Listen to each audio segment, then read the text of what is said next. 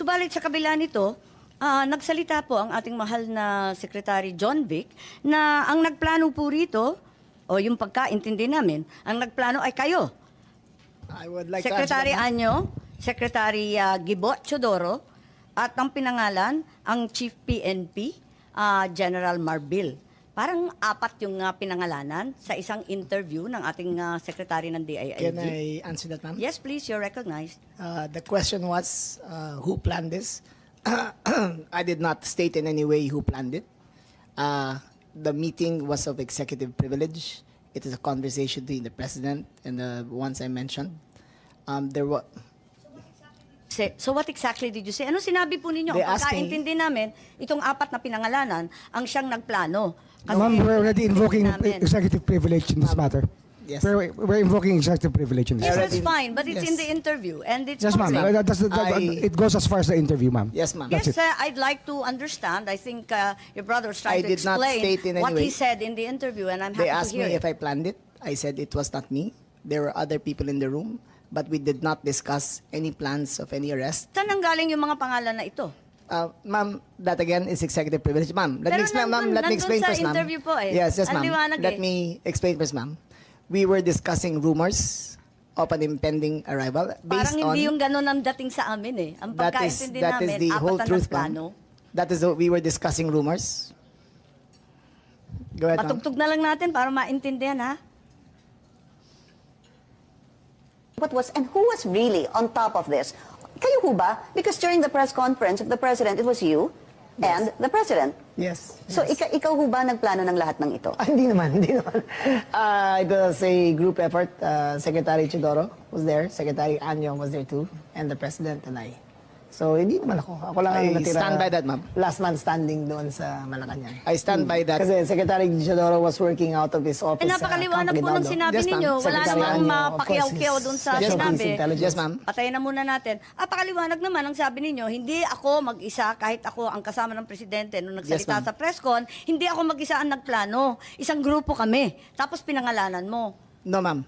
Sinabi ninyo eh. I state, ma'am, again, executive privilege. But, ma'am, Walang executive privilege kasi binunyag na ninyo I sa must TV. state it very clear, as I stated very clear, that there was no mastermind. We were discussing mainly about what the president's statements were in Hong Kong, and it was based all on that statement, ma'am. Sinabi ninyo na hindi kayo mag-isa na nagplano, kundi isang There was grupo. no planning, ma'am. Pero yun ang sabi eh. I said, hindi ako nagplano. May kaming- isang grupo na ang nagplano. We were all talking about a rumor, ma'am, and that was all. Rumor lang yon. Yes, ma'am. Group effort ang sabi mo eh. Ang tanong niya kung ikaw ang nagplano, tapos sabi mo, There was no hindi, planning, group ma'am. effort. There was no planning, ma'am. Anong Earlier, in-effort ng group ma'am, kapag hindi let plano? me make I think that we're intruding into executive privilege already, ma'am. I think that we please No, I'm respect just our. asking him to explain the media. Yes, ma'am. But Just it's already a very thin confining- dividing line between what transpires in a room between I will- cabinet members I will- and a media statement. But there's a very thin dividing line, ma'am. Understood. I hope that we can respect executive privilege. Understood, and the Senate and the Secretary Chodoro is fully aware. Every time there's a need to recess to executive session, I'm happy to do so, and I will do so when necessary. Pero ngayon, sinabi kasi sa TV, paliwanag naman ninyo sa atin kung ano ibig sabihin. Kasi ang sinabi, hindi ako mag-isa na nagplano, may grupo kami. They asked me if I had planned it. Sabi ko, I did not. I did not plan it. I said we were there, and not to skirt, ma'am, executive privilege. It was mainly because of the statements of the former president in Hong Kong that he said, in his words, ma'am, in Hong Kong, that, I think you have a clip, he said that, ang reading ko ay may ICC warrant of arrest na. That was the best of my recollection, ma'am.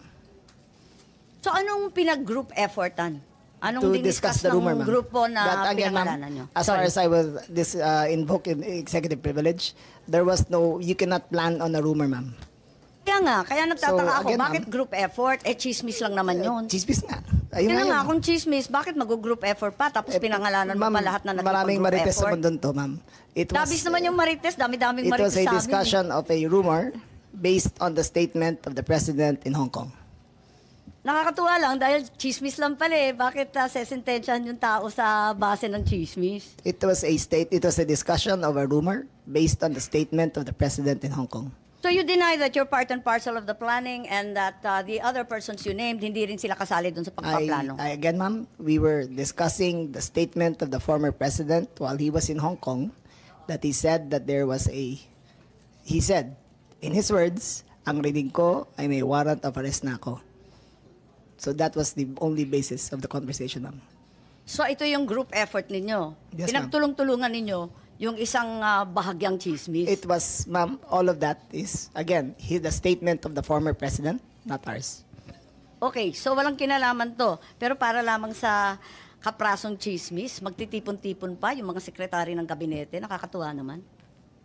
Call it what you may, ma'am. Walang magawa. Opo. Anyway, nabanggit na paulit-ulit itong Interpol, ano?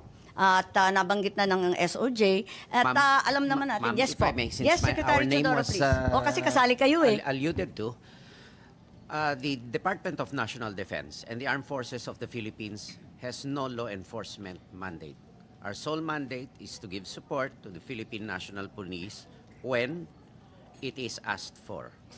And therefore, such ends our jurisdiction.